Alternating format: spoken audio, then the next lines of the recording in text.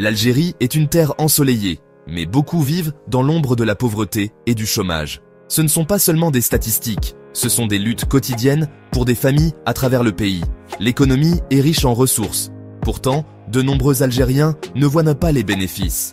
Le chômage, surtout chez les jeunes, est un défi persistant. Les jeunes diplômés trouvent les portes des bons emplois fermées, souvent contraints à des emplois informels et instables.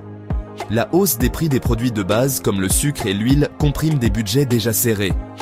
Le tissu social se tend à mesure que de plus en plus de gens ont du mal à joindre les deux bouts.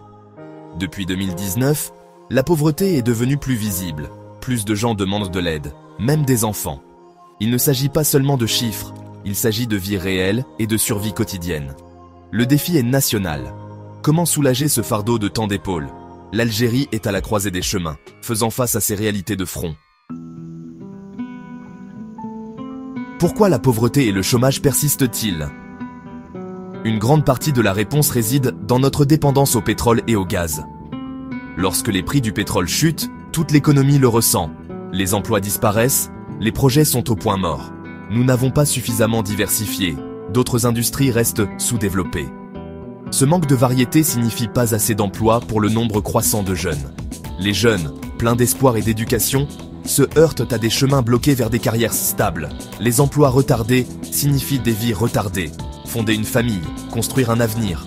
Les femmes sont confrontées à encore plus d'obstacles, attentes culturelles, moins d'opportunités et moins de soutien. Leurs taux de chômage sont plus élevés et les emplois moins sûrs. Les enfants souffrent le plus lorsque les familles sont en difficulté. La pauvreté affecte leur santé, leur éducation et leur avenir. Les populations migrantes, elles aussi, sont souvent confrontées à des difficultés extrêmes. Le cycle de la pauvreté touche les plus vulnérables en premier et le plus durement. Le brisé demande plus que de l'espoir. Il faut un vrai changement.